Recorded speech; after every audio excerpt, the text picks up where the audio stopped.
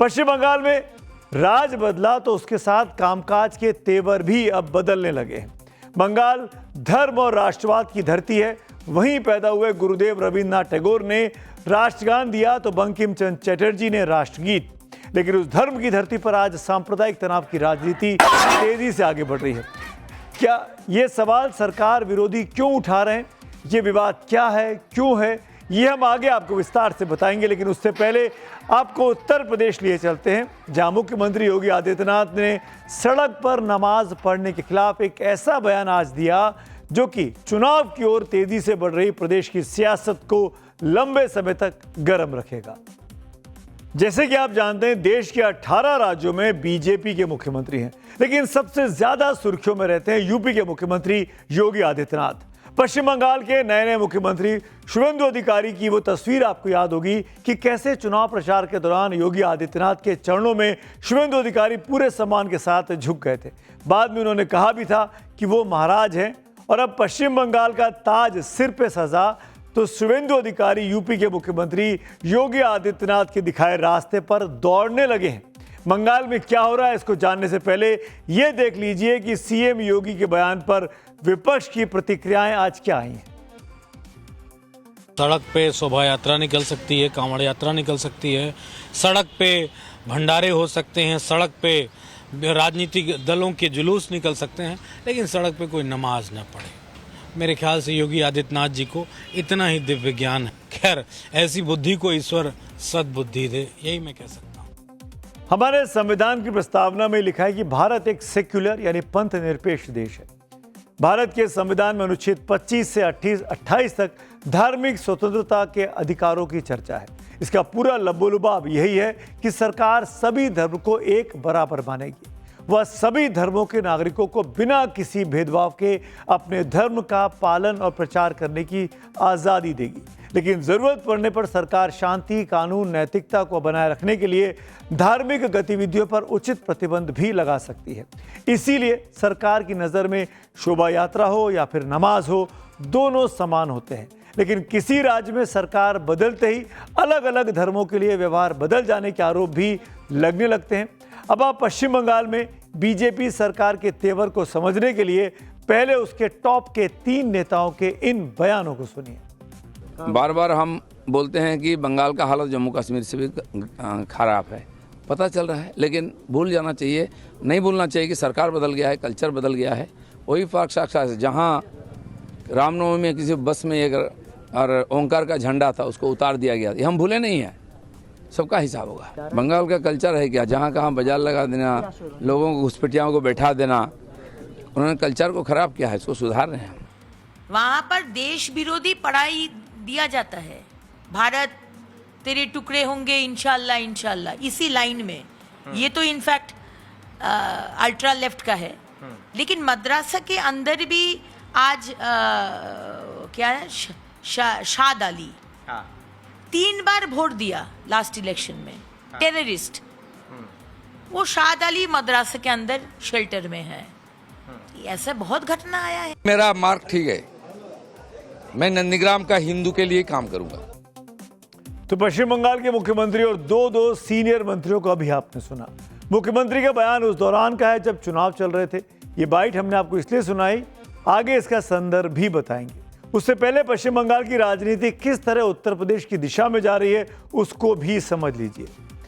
सड़क पर नमाज पढ़ने पर उत्तर प्रदेश की तरह पश्चिम बंगाल में भी अब कड़ा ऐतराज है। जैसे उत्तर प्रदेश में लाउडस्पीकर बजे या ना बजे, लाउडस्पीकर पर अजान हो या ना हो, इसको लेकर विवाद रहता है। उस विवाद की आहट बंगाल से भी अब आ रही है।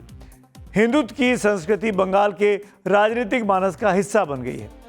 जम्मू और कश्मीर से बंगाल की तुलना वाली राजनीति बता रही है कि ध्रुवीकरण की राजनीति तेज हो सकती है और बुलडोजर वाली व्यवस्था अब पश्चिम बंगाल में भी पहुंच गई है।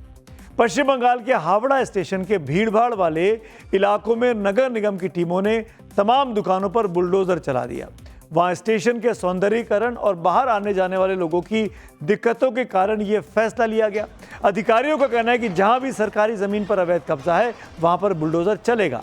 बंगाल की सरकार भी साफ कर चुकी है कि अब दीदी की नहीं, दादा की सरकार है।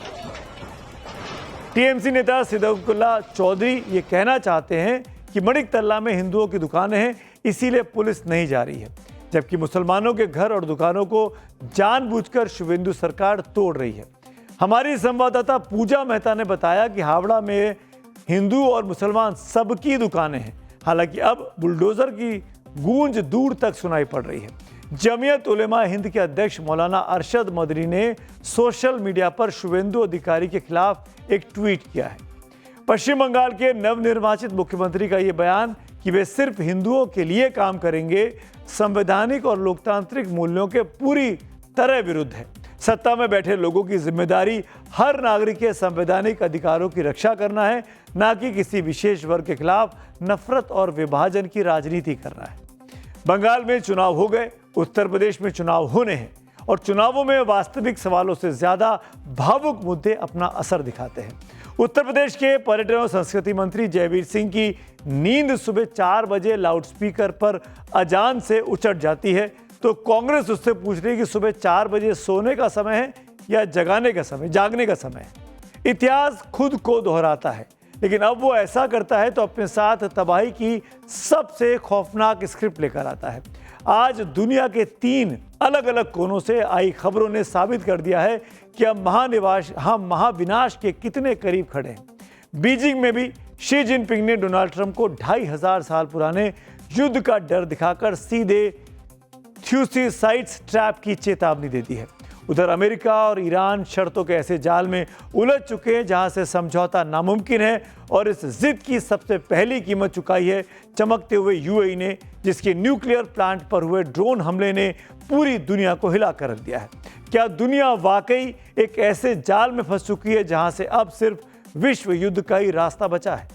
इस वक्त बहुत बड़ी खबर वॉशिंगटन डीसी से आ रही है, अमेरिका से आ रही है। अमेरिकी राष्ट्रपति डोनाल्ड ट्रंप ने ईरान को कड़ी चेतावनी देते हुए कहा है कि अगर उसने जल्द समझौता नहीं किया तो उसके पास कुछ भी नहीं बचेगा।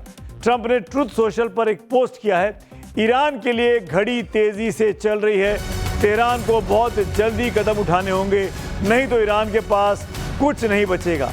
समय बेहद अहम है। ट्रंप का ये बयान ऐसे समय आया जब अमेरिका और ईरान के बीच एटमी प्रोग्राम समेत कई मुद्दों पर बातचीत बीच में अटक गई है। बड़ा इंपॉर्टेंट डेवलपमेंट है ये, ट्रंप का ये ट्रुथ सोशल पर लिखा गया पोस्ट। अमेरिकी राष्ट्रपति डोनाल्ड ट्रंप ने एक मैप के जरिए भी ईरान को डायरेक्ट वार्निंग दी है। इसको ध्यान से देखिएगा। Social media platform truth social पर ट्रंप ने जो मैप शेयर किया है, इसमें पूरा ईरान अमेरिकी झंडे से ढका दिखाई दे रहा है, जबकि चारों ओर से तीर यानी एरोज ईरान की ओर आते दिखाई दे रहे हैं, जैसे कोई हमला हो रहा हो। वो चाहे तुर्की हो, इराक हो, सऊदी अरब हो, अफगानिस्तान हो, यहाँ तक कि पाकिस्तान, हर तरफ से ईरान पर हमले की तैयारी का सिग्नल इस पोस्ट में ट्रंप साफ साफ दे रहे हैं। जाहिर है ट्रंप का ये पोस्ट ईरान पर बढ़ते सैन्य दबाव को दिखा रहा है और दुनिया ट्रंप के अगले कदम का अब इंतजार कर रही है।